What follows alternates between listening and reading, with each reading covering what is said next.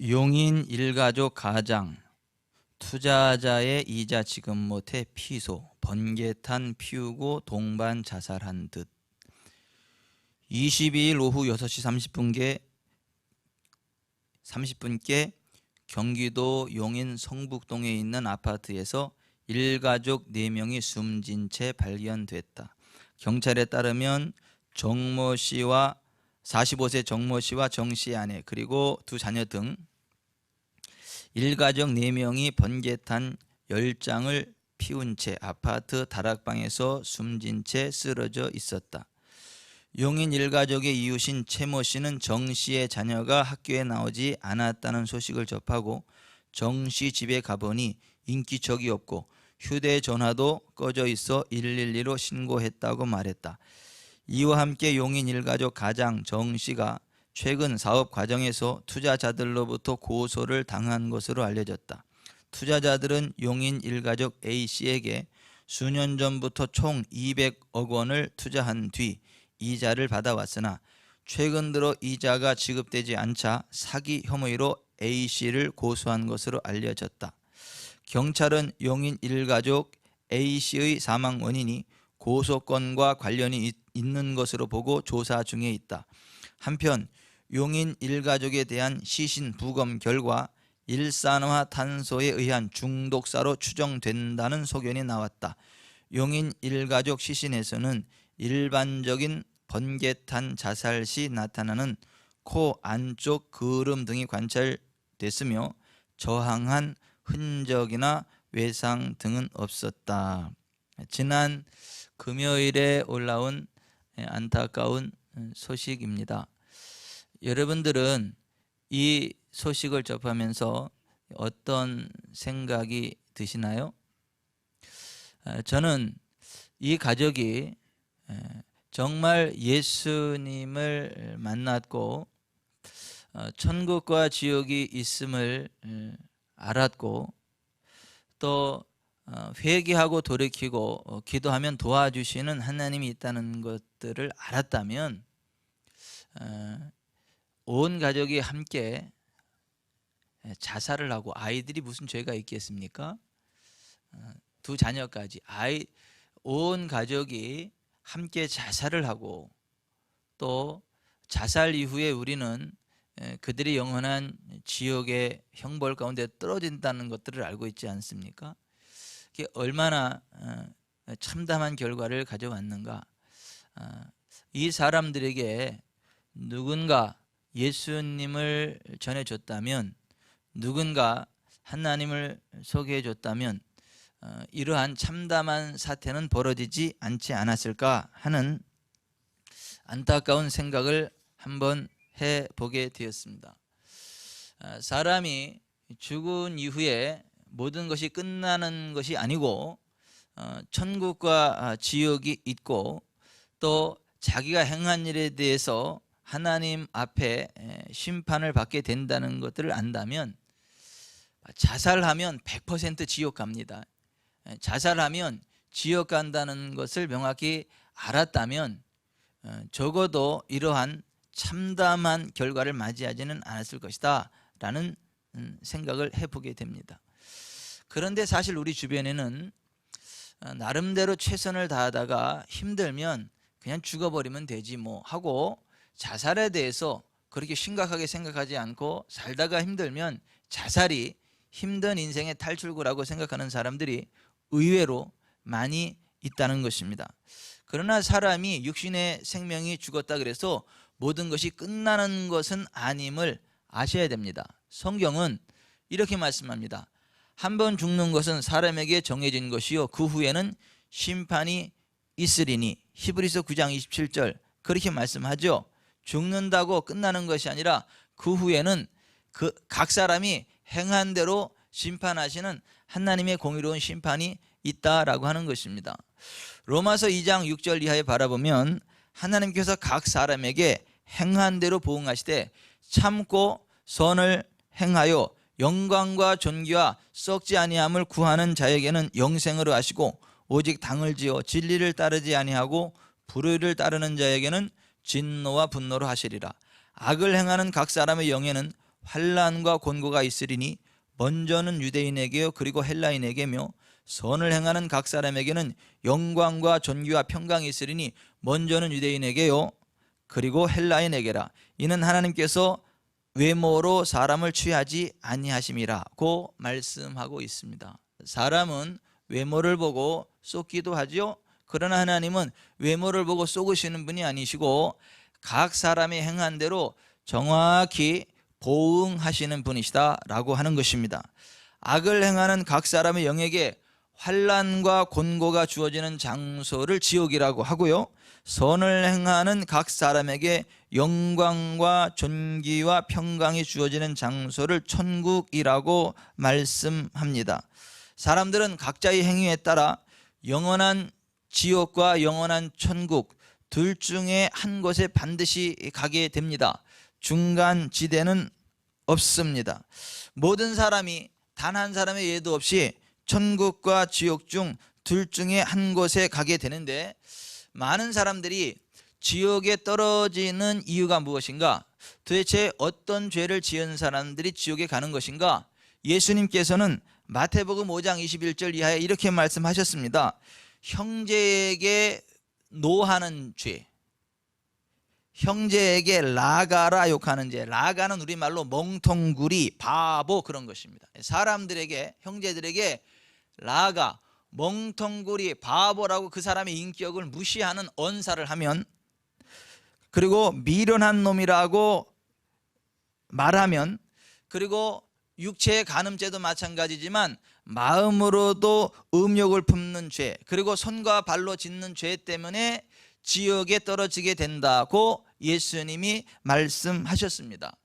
요한계시록 21장 8절에는 두려워하는 자들과 믿지 아니하는 자들과 흉악한 자들과 살인자들과 음행하는 자들과 점술가들과 우상숭배자들과 거짓말하는 모든 자들이 불과 유황으로 타는 못인 지옥에 던져지는데, 이것이 둘째 사망이라고 말씀합니다. 여러분, 절대 거짓말은 하지 마세요. 하얀 거짓말도 없습니다. 모든 거짓말하는 자는 지옥에 간다. 여러분, 그 말을 생명으로 아셔야 돼요. 절대 예수님 믿는 사람에게는 거짓말은 없습니다. 내 목에 칼이 들어와서 칼 맞아 죽을지언정 절대 거짓말은 있어서는 안 된다. 이것이 성경의 진리라는 걸 기억하셔야 됩니다. 고린도전서 6장 9절 10절에 의하면 불의한 자, 음행하는 자, 우상 숭배하는 자, 간음하는 자, 탐색하는 자, 남색하는 자, 쉽게 말하면 레즈비언과 호모, 그 동성애자들을 이야기합니다. 그러한 동성애자들이나 도적이나 탐욕을 부리는 자, 술 취하는 자, 모욕하는 자, 썩여 빼앗는 자들이 하나님의 나라를 유업으로 받지 못하리라. 즉 지옥에 떨어진다는 말씀입니다. 그렇다면 성경은 그 지옥이 어떤 곳이라고 말씀합니까? 만일 내 손이 너를 범죄하게 하거든 찍어버리라. 장애인으로 영생에 들어가는 것이 두 손을 가지고 지옥 곧 꺼지지 않는 불에 들어가는 것보다 나으니라. 거기에서는 구더기도 죽지 않고 불도 꺼지지 아니하느니라. 사람마다 불로서 소금치듯함을 받으리라. 꺼지지 않는 불, 구더기도 죽지 않고 불도 꺼지지 않는, 죽을래야 죽을 수 없이 영원히 고통을 당할 수밖에 없는 것이 지옥이라고 하는 것입니다. 요한계시록 21장 8절 불과 유황으로 타는 못에 던져지리니 이것이 둘째 사망이라. 요한계시록 20장 10절 거기는 그 짐승과 거짓 선지자도 있어 불과 유황 못에 던져지니 세세토록 밤낮 괴로움을 받으리라. 사망과 음부도 불못에 던져지니 이것은 둘째 사망 곧 불못이라. 누구든지 생명책에 기록되지 못한 자는 불못에 던져지더라고 했습니다. 여러분, 진짜 이러한 지옥이 있는 것이 사실이라면, 천국이 있는 것이 사실이라면, 그리고 예수님을 믿지 않는 사람은 당연히 지옥에 떨어질 수밖에 없는 것이 사실이라고 한다면, 우리가 어떻게 전도를 하지 않을 수 있겠는가? 우리가 어떻게 사람들을 강권하여 데려다가 하나님의 집에 채우지 않을 수 있겠는가라고 하는 것입니다. 여러분, 누군가가 예수님을 소개해 주지 않고 전도를 하지 않았음에도 불구하고 저절로 예수님을 알게 되고 하나님을 알게 돼서 구원받는 영혼은 한 사람도 없습니다. 반드시 누군가를 통해서 복음을 들어야 되고 그 들은 복음을 믿어야만 구원받게 된다고 성경이 말씀하고 있는 것입니다. 내가 입을 열어 전도하지 않으면 내가 아는 그 사람 지옥 간다라는 것을 아시고, 내가 입을 열어서 나와 연관된 모든 사람들에게 듣든지 아니 듣든지 반드시 복음을 전해야 한다는 것이 성경의 선언임을 기억하셔야 됩니다. 우리 모두는 활활 타오르는 무서운 지옥의 유황불을 바라보며 애타는 심정으로 전도해야 하는 것입니다. 영혼 구원하는 일, 전도하는 일은 이러한 절박한 심정을 하지 않으면 지옥으로 떨어지는 영혼을 절대 구원할 수 없는 것입니다. 그래서 오늘 본문에 우리 주님은 사람을 강권하여 데려다가 내 집을 채우라고 말씀하시는 겁니다. 점잖게 몇 마디에서 말을 안 들으면 그만두고 돌아서 버리는 태도를 가지고는 영혼을 구원할 수가 없기 때문입니다. 영원한 멸망으로 떨어지는 영혼을 구원하는 일이 전도인데, 들으면 좋고 싫으면 말고 하는 식으로 전도해서는 안 될 것입니다. 마귀가 구원받지 못하게 붙잡고 늘어지기 때문에 기도하고 붙들고 늘어지지 않으면 쉽게 따라오지 않는다는 것입니다. 강권하여 데려오라는 말이 킹 제임스 버전은 compel them to come in, 강제로 데려오라는 말로 번역해. 따라서 합시다. 강제로 데려오라. 세번역 성경에서는 억지로라도 데려다가 내 집을 채워라로 번역되었습니다.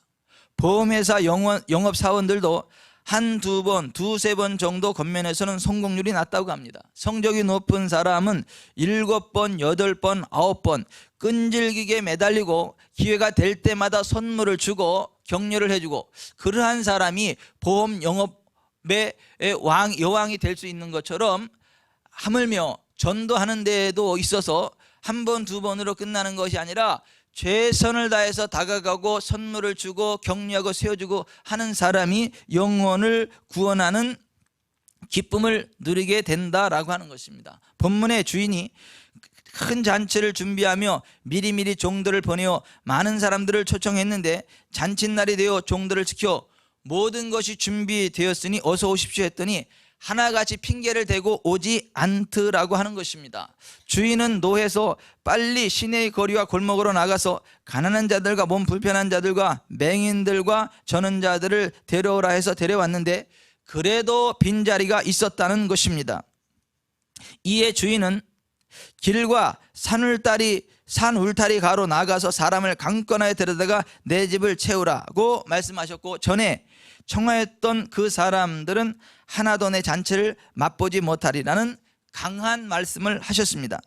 하나님의 정중하신 초청을 거절하면 어느 순간 하나님의 무서운 진노와 심판을 받게 된다는 말씀입니다. 모든 것이 준비되었다는 말씀을 믿으십시오. 주인은 큰 잔치를 베풀고 종들을 지켜 오소서 모든 것이 준비되었나이다 라는 말로 사람들을 초청했습니다. 하나님께서는 우리들이 필요로 하는 모든 것들을 다 준비해 놓으시고 죄인인 우리 모두를 초청하고 계신다는 말씀입니다. 잠언 22장 4절에 겸손과 여호와를 경외함의 보상은 재물과 영광과 생명이니라 했습니다. 이 세상 사는 모든 사람들은 저마다 문제가 있고 저마다의 소원이 있는데, 그 문제와 소원을 세 가지로 줄이자면 이것입니다. 첫째, 돈이 너 없어 해. 돈이 없어서 문제고, 둘째, 나 인정받고 사랑받고 싶은데 나 무시당해서 기분 나빠해. 세 번째, 나 오래 살고 싶은데 병 들어서 빨리 죽게 생겼고, 죽어서도 영원한 천국 가고 싶은데 내 소망이 없어. 이 세 가지 문제가 모든 인생들의 공통적인 문제고, 이 세 가지의 해답이 누구에게 있냐면 하나님께 있다는 것입니다. 겸손과 여호와를 경외함의 보상은 재물과 영광과 생명이라고 하는 것입니다.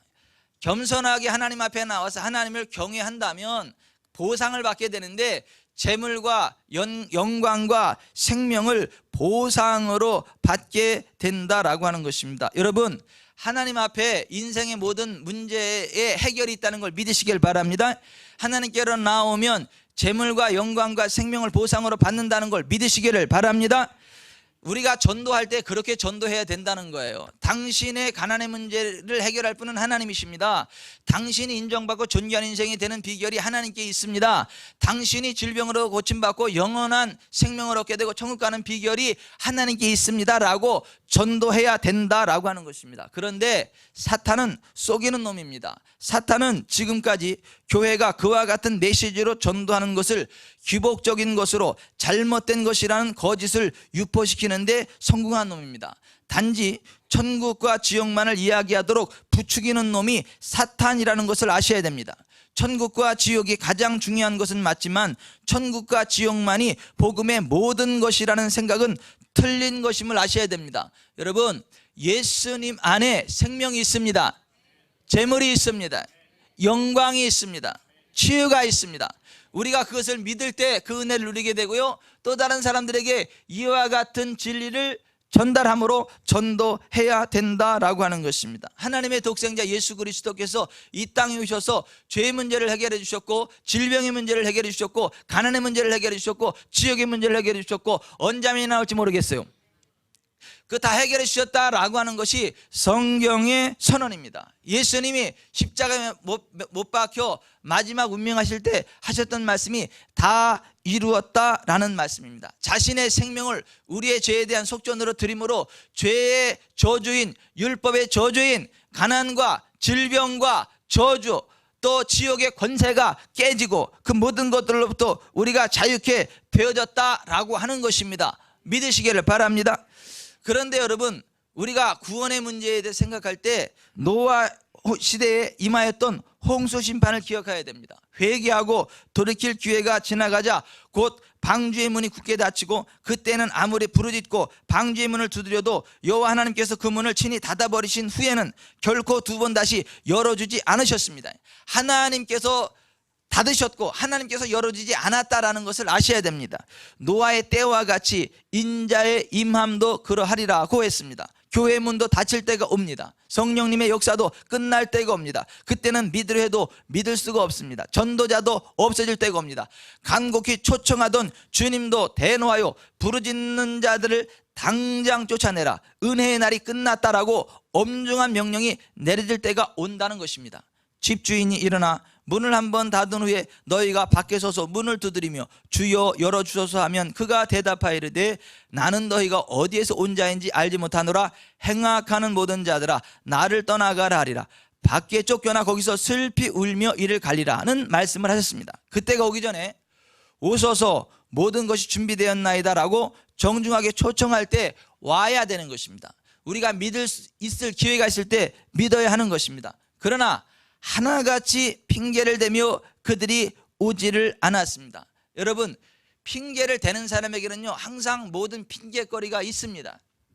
교회 나오지 못할 핑계가 있고요, 예수 믿지 못할 핑계가 있고요, 순종하지 못할 핑계가 있습니다. 그러나 그 핑계를 따라 나아가면 결국 그 영혼은 하나님께 버림받는다는 것입니다. 그러나 생명이 하나님께 있다는 것을 알고, 재물과 영광과 생명이 하나님께 있다는 것을 알고 모든 것들을 다 끊어내고 하나님 앞에 나오기를 결단하고 하나님을 예배하고 하나님을 섬기는 일에 최우선권을 두는 사람은 모든 것이 하나님을 섬기고 하나님을 예배할 이유가 되기 때문에 다른 것들을 끊어내게 되고 그 하나님께로 나와서 결국 생명을 얻게 됩니다.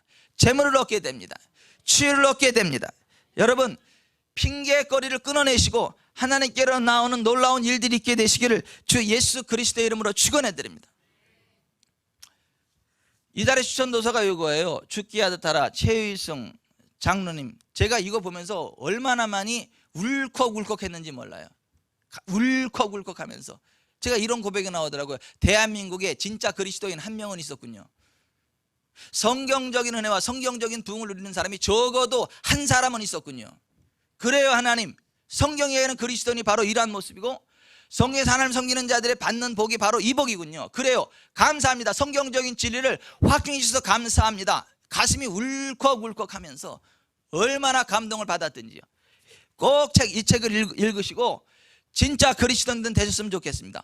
적어도 이분과 같은 믿음의 모습으로 하나님을 섬기고 하나님 주시는 부흥의 길을 달려갈 수 있었으면 좋겠습니다. 기회가 있을 때 하나님 믿어야 되는 것입니다. 기회가 있을 때 회개해야 되는 것입니다. 기회가 있을 때 예배해야 되는 것입니다. 기회가 있을 때 전도해야 되는 것입니다. D.L. 무디가 수많은 젊은이들을 모아놓고 그들에게 복음을 전했죠. 수많은 젊은이들이 복음을 다 믿었는데 딱 한 사람만큼은 핑계를 대고 믿지 않더라고 하는 것이죠. 무디 선생님, 저는 서부로 가야 합니다. 나중에 돈 많이 벌어 가지고 와서 그리스도를 영접하겠습니다. 고집을 부렸죠. 얼마 후에 그 젊은이가 아파서 병원에 입원했다는 말을 듣고 찾아가 권면했죠. 무디 선생님, 나 이대로 죽지 않습니다 라고 거절을 했죠. 며칠 후 건강이 회복되어서 다시 갔더니 선생님, 다시 간 게 아니라 며칠 후에 건강이 회복돼서 그 젊은이가 D.L. 무디를 찾아왔습니다.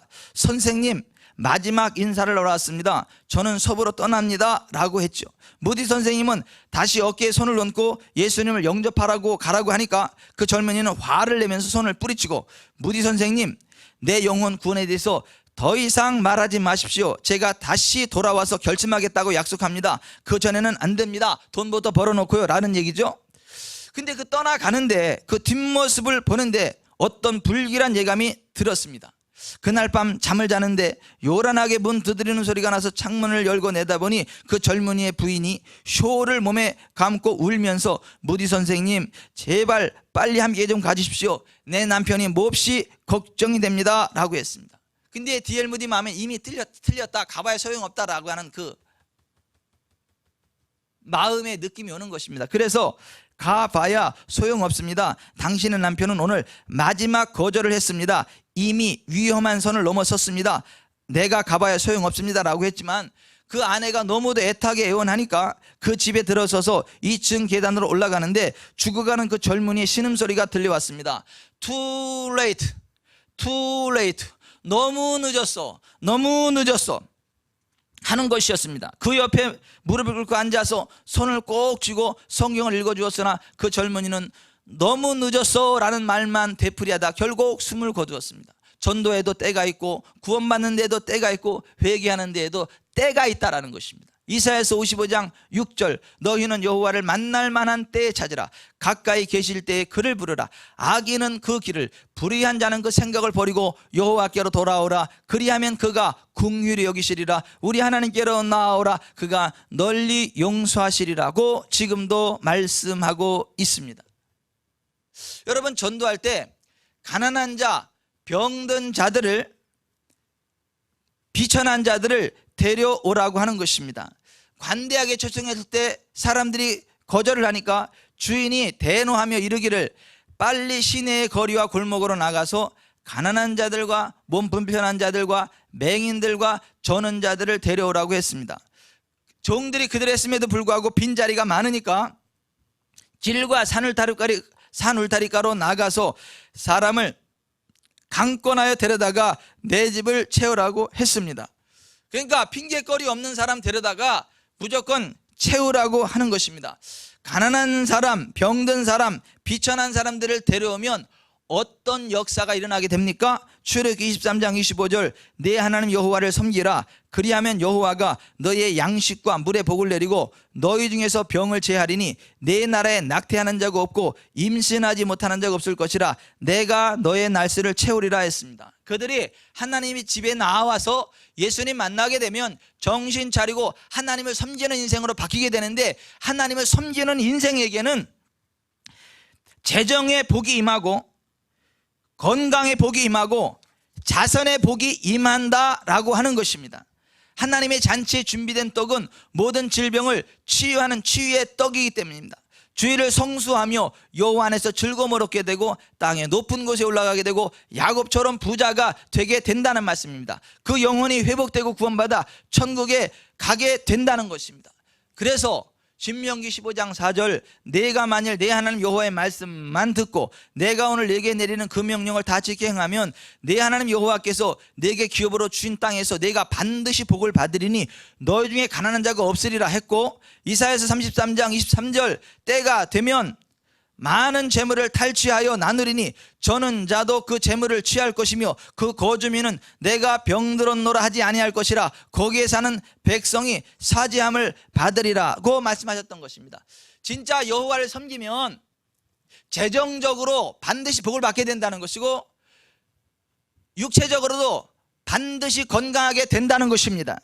그런데 왜 많은 사람들이 하나님을 믿는다고 하는데 그러한 복을 받지 못하느냐 하면 그냥 교회에 왔다 갔다 출석을 하고 예배에 참석을 하고 나름대로 신앙생활을 한다고는 하는데 하나님을 섬기지는 않더라고 하는 것입니다. 자기 스타일로 종교 생활을 하는 것이지 하나님을 섬기는 것이 아니더라고 하는 것입니다.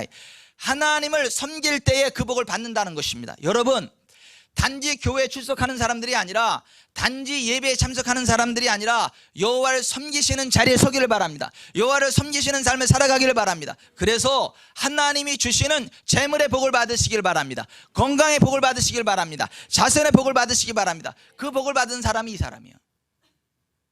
꼭 한번 읽어보세요. 가슴이 울렁울렁할 거리요. 그리고 한번 돌아보게 될 거리요. 아, 성경의 진리가 사실이다라는 걸 확인하게 될 거리요.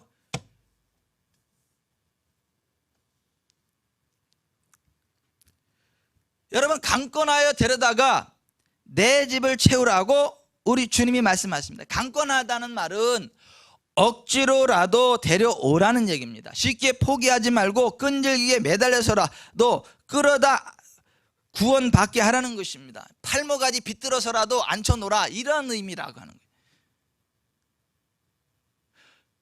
왜냐하면 그 사람 그냥 놔두면 지옥 가니까요. 그냥 놔두면 안 된다는 것입니다. 팔목까지 비틀어서라도 교회를 끌고 와야 되는 것이고 앉혀놔야 되는 것이고, 믿음은 들음에서 나고 들음은 그리스도의 말씀으로 말미암는다고 억지로라도 교회에 앉혀놔야 하나님 말씀을 듣게 되고, 하나님 말씀을 억지로라도 들어야 믿음이 생기고, 믿음이 생겨야 구원받는다라고 하는 것입니다.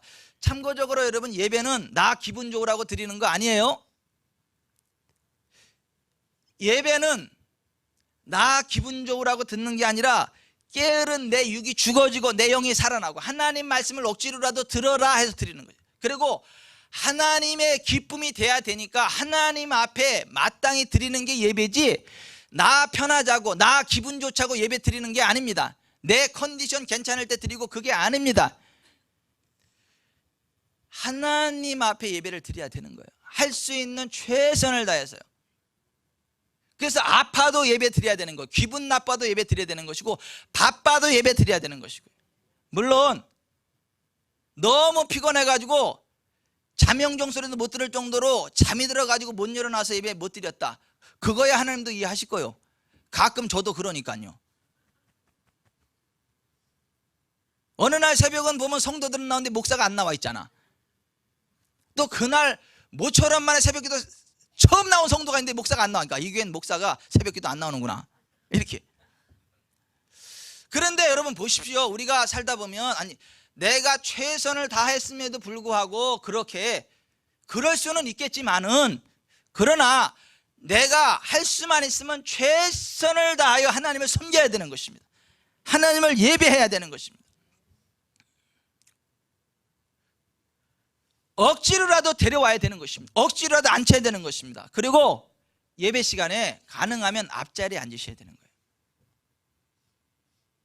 내가 어제 우리 애들한테 하나하나 가면서, 야, 아빠가 부탁이 있다, 제발 예배 좀 일찍 좀 나오고 좀 앞자리로 좀 앉아라 그랬더니 네 그러는데 앞자리가 중간 자리에 앉았네 지금. 여러분 보세요. 하나님의 집에 나오는 것이요 굉장히 중요한 것입니다. 강권하여 데려다가 내 집을 채우라는 말씀을 기억하셔야 돼요.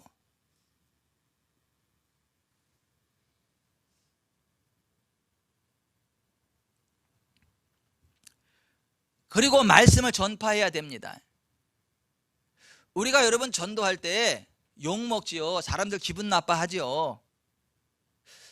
그래도 우리는 전도해야 돼요. 왜냐하면 나 기분 나쁘다고 그 사람 놔두면 그 사람 지옥 가는 거예요. 억지로 데려다가 앉혀놔야 믿음이 생기고, 믿음이 생겨야 구원받습니다. 마태복음 5장 11절, 나로 말미암아 너희를 욕하고 박해하고 거짓으로 너희를 거슬러 모든 악한 말을 할 때에는 너희에게 복이 있나니 기뻐하고 즐거워하라, 하늘에서 너희의 상이 큼이라고 했지 않습니까? 그러므로 여러분 복음 전하다가 받는 핍박을 기쁨으로 받으시길 바랍니다. 욕먹더라도 전도하시길 바랍니다. 억지로라도 사람들 데려오시기를 바랍니다. 그래야 주님이 기뻐하시고 상급이 쌓인다 하고 주님이 말씀하시지 않습니까? 로마서 1장 14절 사도 바울이 헬라인이나 야만인이나 지혜 있는 자나 어리석은 자에게 다 내게 빚진 자라 했습니다. 복음의 빚진 자라는 것입니다. 자기에게 복음을 전해준 사람이 있어서 믿었기 때문에 자기도 그 빚을 갚지 않으면 안 된다. 여러분, 빚쟁이가 속 편합니까?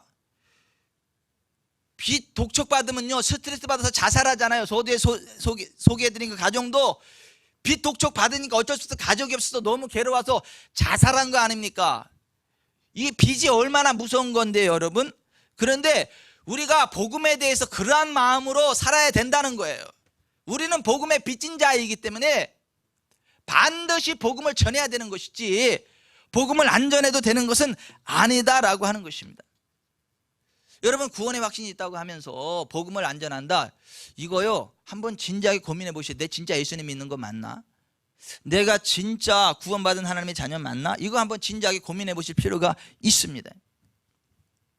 어떤 사람이 잠자다가 생생한 꿈을 꾸는데 유태인 600만 명을 독가스로 대량 살상한 히틀러가 하나님의 심판대 앞에서 엄한 심판을 받고 지옥으로 들어가게 되었답니다.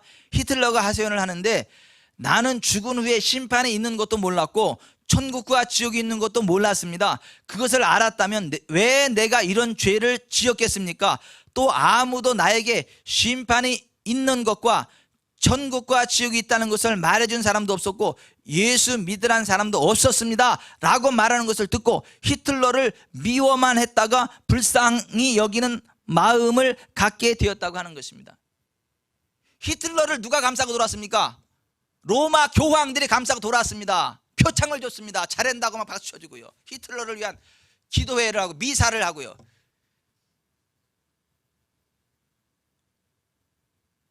아주 사악한 종교가 그때나 지금이나 로마 캐톨릭입니다.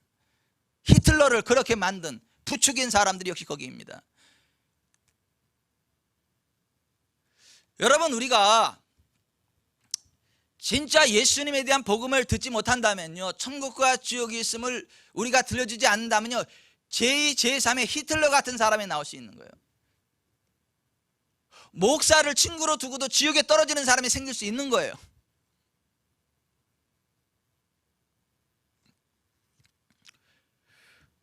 제 아내 친구들을 만나는데 남자 친구도 같이 이제 오랜만에 연결이 돼가지고 만났어요. 여자친구 남자친구들이 만났어요. 고교 시절, 고교 얄개 만났어요. 오랜만에 만나가지고 했는데 그 남자친구가 예수님을 이제 잘 믿어. 몇 년 전에 이제 정신차려 예수님 믿는다고. 근데 아직 술 담배는 못 끊었다고. 그러면서 하는 얘기가 뭐냐면, 내 친구 목사가 있는데 그 친구 목사는 만나면 술 한 잔씩 하자 그런다고. 그래서 우리 집사람이 그게 무슨 목사냐? 그 목사 맞아? 뭐 이런 식의 얘기를 했다 그러는데요. 여러분, 그러한 목사 친구를 두면 그 친구가요 신앙생활 제대로 하겠습니까?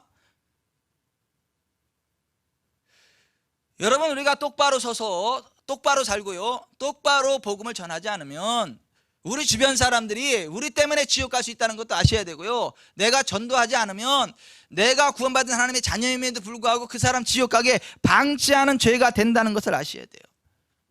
여러분, 똑바로 삽시다. 진짜 예수님 믿읍시다. 믿는 사람답게 삽시다. 자, 하나님을 섬깁시다. 그냥 교회 다니는 수준 말고요, 예배 와서 드리는 수준 말고요, 진짜 하나님을 섬깁시다. 여러분, 주일 하루는요, 사실은 주일 하루는요 여러분의 날 아니에요. 말 그대로 주님의 날이에요. 하루 종일 성전에 살아야 돼요. 사실은 성전에서요 서로 사랑과 선행을 격려해야 되고요, 하나님 말씀 함께 나눠야 되고요, 그리고 교회에 빠진 지체들 같이 셀별로 다니면서 신방해야 되고요, 격려해 줘야 되고요. 그게 신앙생활 제대로 하는 거예요. 해질 때부터 해질 때까지, 토요일 저녁부터 시작을 해가지고 주일 저녁 때까지 온전히 하나님을 생각하고 하나님 안에서 하나님께 집중하고 하나님을 예배하고 하나님 기뻐하는 일을 하는 거, 이게 안식일이고 그게 주일인 거예요.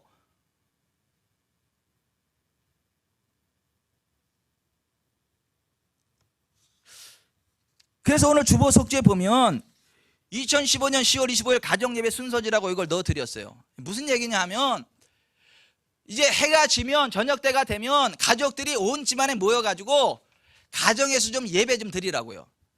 같은 기도 제목을 좀 나누고 같이 손을 얹고 축복해주고 기도하라고요. 그렇게 하면요 좋습니다. 적어도 주일날 하루만큼은 그렇게 살아가는 게 맞겠다 싶어서 이번 주부터 가정예배 순서지를 매주 넣어드릴 거예요. 꼭 요것대로 안 해도 됩니다. 그러나 어떻게 하는 게 막연하신 분들은 이렇게 하라고 이 가이드라인을 제시하는 거예요. 여러분 가능하면 꼭 주일 저녁에 가정에서 예배를 드리세요. 아주 아멘을 안 하고 이를 악다 물고 계신 분이 계시는데 넥타이 매고 점잖게 말씀드릴 때 아멘 하세요. 안 되면 혼자로라도 드리세요. 나 홀로라도 예배를 드리세요. 거기다 방석 갖다 놓고 큰아들 작은아들 뭐 삼촌 방석이라도 갖다 놓고요 그렇게라도 예배를 드리세요. 그렇게라도. 믿음이 현저하는 거 아멘이야. 아니 그리고 그렇게 손을 얹고 기도를 하세요. 그 하나님이 우리의 기도 들으시거든요. 하나님 우리의 모습을 보시거든요.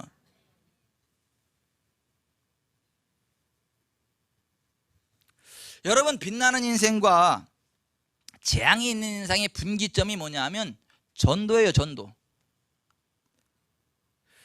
전도하면 하나님 복을 주시겠다 그랬고 전도 안 하면 재앙이 있겠다. 성경이 이렇게 말씀합니다. 전도서 12장 3절 지혜 있는 자는 궁창의 빛과 같이 빛날 것이요 많은 사람을 옳은 대로 돌아가게 한 자는 별과 같이 영원토록 빛나리라 했고 에스겔 3장 18절에 악인에게 내가 깨우치지 아니하거나 말로 악인에게 일러서 그 악한 길을 떠나 생명을 구원하게 하지 아니하면 그 악인은 그 죄악 중에서 죽으려니와 내가 그의 핏값을 내 손에서 찾을 것이라고 했습니다. 사도 바울이 내가 복음을 전할지라도 자랑할 것이 없으면 내가 부득불할 일임이라. 만일 복음을 전하지 아니하면 내게 화가 있을 것이로다. 내가 내 자유로 이것을 행하면 상을 얻으려니와 내가 자유로 아니한다 할지라도 나는 사명을 받았노라. 그런즉 내 상이 무엇이냐? 내가 복음을 전할 때 값없이 전하고 복음으로 말미암아 내게 있는 권리를 다 쓰지 아니하는 이것이로다 했습니다. 전도하지 않으면 핏값을 내 손에서 찾겠다. 에스겔서 2장 3장에 그렇게 말씀을 했습니다. 여러분 최수동 씨가 있어요. 하반신 절단됐습니다. 휠체어 타고 다니면서 전도합니다. 근데 그 최수동 씨가 원래 건강한 사람이에요. 근데 복음 전도자로 자꾸 부르는데 나는 돈을 벌어야지. 전도가 뭐냐? 그리고 돈 벌러 중동으로 갔다 그러더라고요. 중장비 기사로. 근데 기계가 이게 엎어져가지고 하반신을 깔아가지고 하반신 다 절단하게 된 거예요. 그러고 나서 이 사람이 그래도 하반신만 잘라졌지 그래도 목숨은 살아있으니까 그래 이제라도 내가 복음을 전해야 되겠다. 그러한 결심을 하고 휠체어 타고 다니면서라도 전도하는 거예요. 병원마다 다니면서. 그 휠체어 타고 전도하는 최수동 씨의 불 속에라도 들어가서라는 복음 성가가 있어요. 죄악된 세상을 방황하다가 천국과 지옥도 나는 몰랐네. 고집대로 영죽을 험한 세상이 왜 그리 더러운지 이제야 아네. 불 속에라도 들어가서 세상에 널리 전하리 주의 사랑을. 탕자를 살려준 주님 말씀에 죄인의 두 다리 묻어두었네. 아들이여 일어나 내 손을 잡고 남은 몸 모든 영혼 바치라 하네. 골고다 언덕길 오르신 예수 추수할 일꾼 찾아 부르네. 거친 바다 험한 산 피가 맺혀도 십자가 내가 쥐고 끝내 이기리. 불 속에라도 들어가서 세상에 널리 전하리 주의 사랑을. 전도합시다.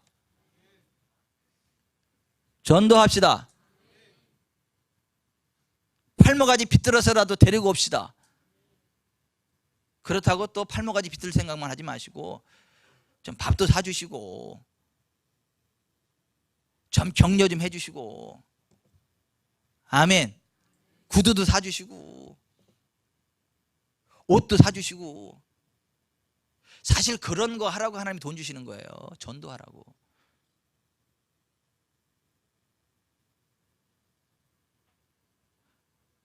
여러분 양복 한 벌 사줘가지고 그 사람이 교회 나오고 예수 믿을 것 같으면 한번 해줄만 하지 않아요?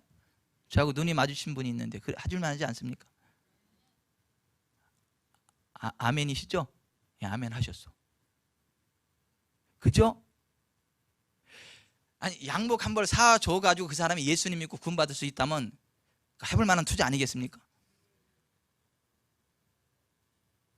아니 그러라고 사실 하나님 돈 주는 거예요. 영혼 구원하라고.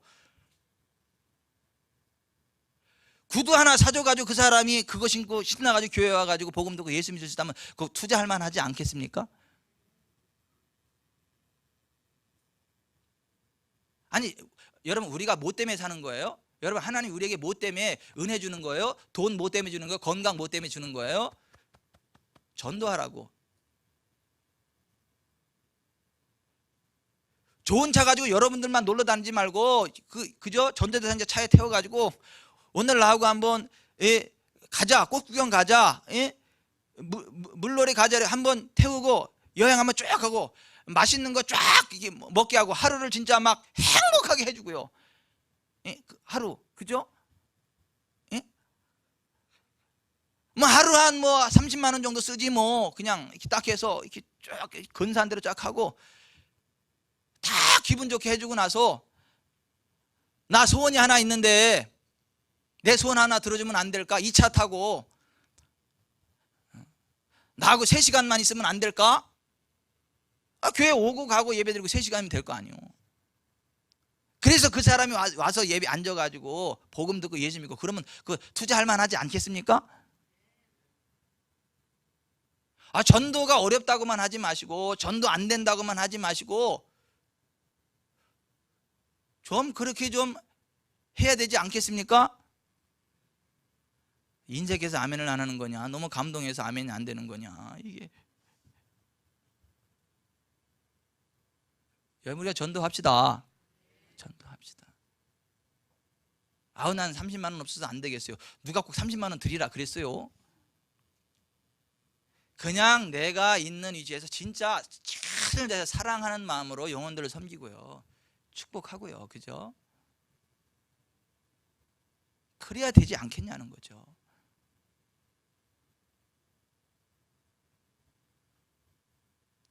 이번 주간 전도 총력 주간입니다. 이번 주에는 모든 것의 우선순위를 전도해 둡시다. 그래서 다음 주에는 꼭 여기 한 사람씩 데리고 앉혀놓길 바래요. 그럼 자리 꽉 찼네. 꽉 차. 한 사람씩만 데려와도. 그리고 복음 전하고 아멘.